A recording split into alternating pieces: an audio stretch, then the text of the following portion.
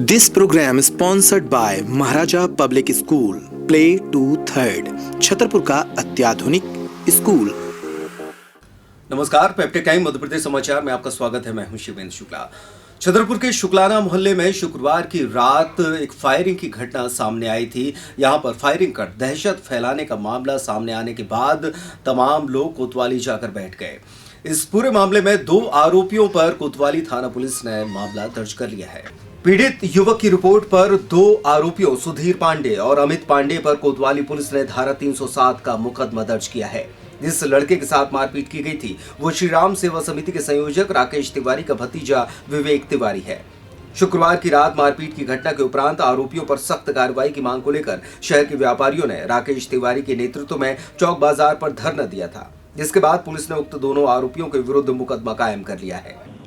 ये कोतवाली पुलिस में एक मुकदमा दर्ज किया गया है 360 टू 94 323 आईपीसी का, और घटना कल शाम की है, लगभग 7-7:30 बजे के आसपास की है, जिसमें फरियादी विवेक तिवारी ने आकर के रिपोर्ट किया है कि सुधीर पांडे और अमित पांडे, जिन्होंने इसके ऊपर जानलेवा हमला किया, पहले पत्थरों से सिर में चोट करी और जान से मारने की नीयत से फायर किया है।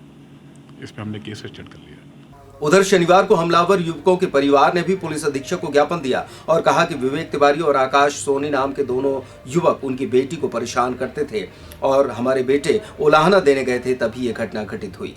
प्राप्त जानकारी के मुताबिक शुक्लाना मोहल्ले में रहने वाले एक युवक आकाश सोनी का पांडे परिवार की किसी लड़की के साथ प्रेम प्रसंग चल रहा था। इसी दौरान लड़की का विवाह कहीं और तय हो गया। लड़की के पिता राजू पांडे ने बताया कि आकाश सोनी विवाह तय होने के बाद भी लड़की को ब्लैकमेल कर रहा था, जिसके चलते लड़की की शादी हाल ही में टूट गई थी।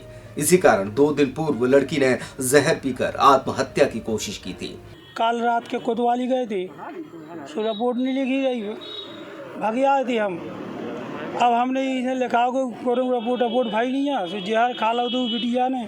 क्यों खाया था जहर? क्या था? जहर विवेक है और ये आकाश, ये 2 ही जने हैं। सो बिटिया यहाँ ब्लैकमेल करते, सो उन्हें जैसे उन्हें जहर खाओ सो फिर उन्हें बताओ हमें, बोली पापा वही घटन होती वो ब्याह उठवाते हुए, सो ब्याह उठवा दो। आज SP ऑफिस आए, क्या चाहते? हम नहीं आए चाहे थे, और ये लड़कन ने जिद में लड़का पहुंच गए हुई हैं, उनके होते सोन ने उल्टो लड़कन पे केस धरवा दो। लड़के क्यों पहुंच गए थे वहाँ? अब जी की बेन जहर खा लिया तो वो लड़कन लो तो जे ही तुमने जो है सो काय करो। फिर कैसी हालत है बेटी की? बिटिया की अब मुँह से बड़ी अस्पताल भर्ती करो, सो दे डॉक्टर ने रेफर कर दो तो झांसी, यहाँ सो झांसी लाख न दिखानी, सो हमने यू हॉस्पिटल में कर दो तो वहाँ नर्मदा में। क्या चाहते हैं आप? हम नहीं आए चाहे थे कि जो उल्टी लड़का पे देता है हमारे, और ऊपर से हैं सो कहते उनके वे चाचा हो जाए जो इन्हें का नाम सुबह है नहीं था, सुबह कहते कि तुम्हें दूर दे जो कजू कन्या सो कर लियो, सुबह उल्टो करवा रहा है एकदम। उसको ये आकाश और सोनी और विवेक तिवारी ये परेशान करते थे और उसकी शादी तय हो गई थी, और उसके बाद उसके परिजनों को फ़ोन लगाकर शादी तोड़ने के लिए बोलते थे, तो उन लोगों ने शादी तोड़ दी थी, जिस कारण से लड़की को परेशान करने लगे थे और लड़की काफ़ी दुखी थी। इस कारण से उसने सुसाइड करने का प्रयास किया था और डाई पी ली थी।